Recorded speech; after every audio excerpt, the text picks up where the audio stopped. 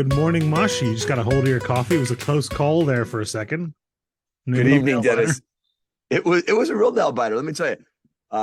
I learned I could feel it. You ever get this where like this is my morning coffee, and yes, I am addicted to coffee. You know what? I'm not gonna make up any excuses. I drink far too much coffee, and I could feel my patience fraying, and I was just like, dude, you need to stop thinking about things and just get your damn coffee. people people could have lost lives, Dennis. Limbs at the very least. It was serious business. All right. Well, I got a quote here that might feed into how you were feeling a couple of minutes ago before you got the coffee. It's a quote from my favorite movie, which we talked about a couple of weeks ago, which is La La Land. And it's a quote from Ryan Gosling's character Sebastian when his sister comes to visit and he's very like down on his luck, and she's like, "You got to get your life together. I know you're trying to like open this jazz club and stuff. Like it's not working out. You need to get a real job. I got this girl I want to introduce you to." She's like, "Come on, start. You're taking a lot of hits here. You're taking a lot of losses. We need to get you back on the wagon." Sure. And he says, "I'm letting life hit me until it gets tired. Then I'll hit back. It's a classic rope-a-dope." And I wanted to get your take on that feeling when the hits start coming and they don't stop coming, and how you deal with those moments where you're like, "Oh boy, okay, another one of these. All right." Because it can feel relentless sometimes. Well, I think the actual rope a dope was you let them swing and they don't hit. You're supposed to dodge. You're supposed to dodge it. Well, no, they hit you, but because you're on the rope, that is what was most the impact, I think, is the actual thing, right? I'm not sure, but I don't know.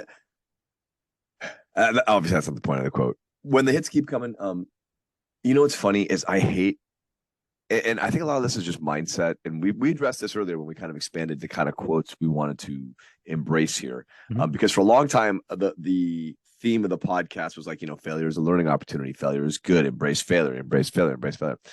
And now it's just the cyclic nature of the human mind, or maybe it's just the cyclic nature of Mashi's mind. Again, I think the hits keep coming, and they don't stop. A lot of that comes down to what we've been discussing these last few podcasts, which is knowing where the story starts and knowing where the story ends. I think that when you are getting beaten down by life, it feels like, once it on the one hand, it can feel like every punch is a loss. Every time you get hit, every punch you take is another loss. Or it could be this culmination of, I've been just getting beaten down for 6 months, for a year, for 5 years. And I'd love to tell you, and I'd love to say to everybody here, well, you just keep getting up. And that I don't think is the way I interact with that type of thing. And when I look back on my life, I have gotten up, but not after every punch, and maybe not after every other punch or every third punch. I have been beaten down, and I've taken my L's, tremendous L's that I thought I would never recover from. But eventually, I got back up. And I want to be honest with everyone. I think that that's a little bit healthier. I think it's healthier, and maybe this is just my own survivorship bias or the way I survived or made it through things. I think it's okay. In fact, I know it's okay to take a punch and feel like, that's an L, I've lost. And then take another punch. Go, God, I keep losing. I take another punch. What is, the key is eventually you got to get back up. And the reason I think it's okay to take a punch and not jump back up is because I don't think that's healthy. I don't think it's healthy to just take a punch, take an L, lose something big, feel something catastrophic, and say, nope, just get back up. Let me dust myself off. I got to get back up. That's what winners do. I do think what happens eventually, if you take a lot of hits in a row, is you turtle up, right? And you stop feeling the hits, but you stop feeling the hugs too, right? And it takes a while then, and that's a defense mechanism to just sort of, and a lot of that will manifest itself as burying yourself into your work, or maybe working out, or it's usually some sort of like at least moderately physical activity that you can hyperfixate on and just try get through it. And that's especially useful if the thing that's causing you pain is an external stimulus that you can get through, right? If I can just get to the end of the year, if I can just get through this holiday or past this anniversary or whatever, that can be beneficial. And then after that, you decide, as you start building up, as you start making yourself vulnerable again and letting those walls down a little bit, I think that's an okay, understandable coping mechanism. But you're right, getting hit full force and then running back into the wall over and over and over again, while it sounds very poetic and tenacious, it's not only impractical, I don't think it's necessarily advisable either. Oh, I think I was going to say, I think it's actually inadvisable. I think it's very, very bad advice. One of the things I've really learned recently in my life is, I was the kind of guy who was like, God, I feel awful. God, I'm so angry. I'm so frustrated. Okay, what am I grateful for? What am Dennis, I've got this. Dennis is a great friend of mine. I'm so grateful to have him in my life. I've got this podcast. It's really helps me get up in the morning. I love the way it starts my day. And, I love that. And, work's going well, blah, blah. And you know what? That's effective. But I don't think it's advisable. I think that sitting there with the frustration and feeling it, sitting there with the anger and feeling it and letting it run its course. Yes. Because we have a way of bottling things up when we deflect. Gratitude is a mindset, first of all, that you shouldn't turn to only when needed. It should be a default. I spent this morning thinking about all these things I was grateful for before I came in. As part of my meditation practice is really delving into gratitude. And I think that like so many precautions and so many things that we do to make ourselves healthy, we must honor them not only in the breach. We have to find ways to embrace them when we don't need them, because then they're like a reflex. It's almost the opposite of being like a fair weather fan, right? It's not necessarily that it's easy to meditate and be grateful when you're struggling, but that is when it's most useful. And it is very easy to not do it when you feel like you don't need it. Exactly. And an ounce of prevention is worth a pound of cure. When you find yourself in that mindset on a regular basis, you will avoid a lot. Not all. There is nothing that avoids all. You're going to take L's. We all take L's. But I do think very strongly in my life experience that things change for me when I stop thinking I got to bounce up and run headlong into the next challenge. Turtling up is a thing. That's funny that Denis Stranjak, of all people, can we get Riley Knight on the line, says working out or burying yourself in work. Nary a mention of just video gaming until your eyes bleed. Oh, I mean, that's burying yourself in something else. True. That's no different there. But I like how you don't. That's not the arrow that gets pulled out of the quiver first or even second or even. You have an idea how many? I was talking to Nick about this earlier. How many breakups I've been where I've told a friend of mine, like, oh, my girlfriend and I just broke up, and they're like, that's cool. You want to play Overwatch or like, what's the deal? Like, that's the first thing you said to me. That's the first thing you said to me. Hey man, I'm available. You want a game? I was playing. What was that immersive game that you told me to play? Oh, was a Civilization? No, it was like the I was a warrior like you, and then I took an arrow to the knee. Skyrim. Yeah, I downloaded Skyrim on the Switch, and I started playing that a ton. I mean, that makes sense. It's tricky. Like something that's been helpful to me in those times where I feel like things you go from bad to worse over and over again. You're like, man, I cannot catch a win. I can't catch a break. Is that I've always believed that things will always be okay, provided your definition of okay is flexible enough, right?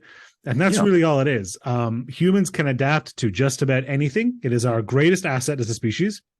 And I've seen many of my friends and my family and my parents adapt to very, very difficult circumstances and do things that were difficult simply because they had to be done. Right. Yeah. And sometimes that attitude doesn't offer a lot of comfort, but it offers me a lot of, I don't even want to say motivation, but strength at times. And I'm like, this is just, God, this is relentless.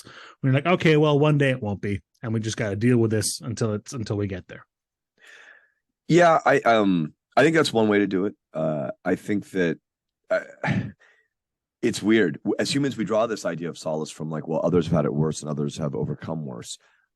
And that is just always going to be true, especially your family. My God, Dennis's parents have overcome so much. That doesn't help me very much, though. And that's a phrase we're back for a cover. I think I told you about, where it's like, yeah, I know everybody gets headaches, but I get really bad headaches. Right. And that's the sort of element, right? It's like, I don't care that other people have bigger problems. These are my problems. Exactly. And they feel huge to me right now. And the biggest example of that is when you're a teenager, right?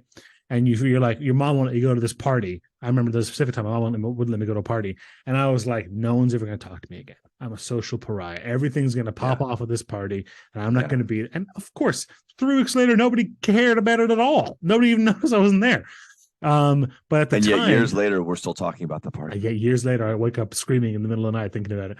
But when your scope is a little smaller, those problems seem very, very big. And it's true when you're a kid as well. And it's just true on a personal level. Like, yes, world hunger and war and all these problems that plague us as a planet and a species are much bigger, but that doesn't help you in your day-to-day life. And I think it's very easy to say, oh, well, lesser people have dealt with bigger problems than this. That doesn't offer a lot of help in the moment. And I think it actually can be damaging. I don't think it's your problems don't need to be minimized. People are dealing with bigger things. Okay, but this is what you're dealing with. And we all have dragons. Yeah. Right. Exactly. So, don't do that to yourself. That the other thing I've certainly done that. I'm like, hey, others have overcome this and blah, blah, blah, blah, blah. And I can do it too. One of the things I found myself in my darkest times is starting to recount what I really thought was important to me. My mother still loves me. My brothers are still in my life. They're alive and healthy. At the time, my father was still alive. Things like that. I still have the dogs, a different set of dogs. This was more the Rudy Eddie era than the Tommy Tuppence era. Now we're in the Tommy Tuppence era, of course. So I think that there's also things when we distill things down, and this is approaching from another the other end, and this does minimize a lot of things where you start to say, like, what are the things that are important to me? Mom's alive and healthy. Dad at the time was alive, maybe not super healthy, but alive. But you start to recount the things, this whataboutism. What if this does all fall apart? What if these things I'm worried about? What if all these things that are driving me towards this anxious area of thought happen? What's going to happen to the things that are important to me? Well, it's very important sometimes, especially when you have anxiety about things. So trying to work through those examples. You're like, oh my God, I don't know what I'm going to do if I lose my job. It's like, okay, well, let's think about it. Let's actually really sit and think about it. And the answer is you'd probably be pretty bummed out for a day or two. You'd be nervous about making your rent. Maybe you'd have to borrow some money, and you start applying for new jobs and you'd figure it out. Right. Yep. Yeah. That's not saying it's going to be easy. It's not fun. It's certainly not favorable, but it is not insurmountable. But in your head, it can definitely feel insurmountable at the time. Absolutely. And it's, with good reason, in the sense that we should value the things that we're doing in our life. We should value the things like our job. We should value our relationships. We should value just the inverse of that, right? Yeah. And valuing yourself means taking your problems seriously. And sometimes, yes, it's you can't find parking and you're late for brunch. I get it. I used to live in LA. I've been there. But let's not go crazy with that problem, but it's still an issue. It's still a causer of stress.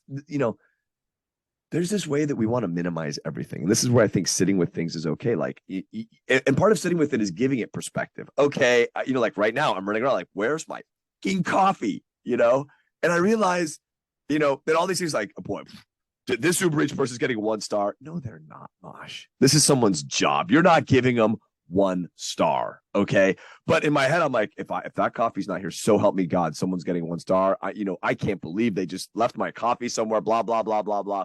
And as I'm walking and having this dialogue in my head, and yes, I think it's okay and healthy to have this dialogue. We're not all saints all the time. None of us are saints all the time. But the important part is the second part of the dialogue, which is like, dude, this is someone's job. Well, you let it run its course, right? That's right. important. And if you don't let it run its course, it can fester and build and bottle up. And I totally understand. And look, hopefully some of the things we talked about today give you a little bit of solace when you feel like you're getting rope-a-doped and getting beaten up. But I hope you today, Mashi, go into your day with your freshly acquired cup of coffee, even though it was touch and go for a second there, and you don't take too many hits and are ready to hit back. I am ready to hit back. I do want to say one thing about this quote. I don't advise it. I don't think sitting there and letting life punch out is the way to treat anything. I don't think Seb even does that in the movie. So no, he is not. And his sister doesn't believe him. That is not his. That is not a positive part of his arc. Let's say, yeah. Even if the audience don't think you're supposed to believe him.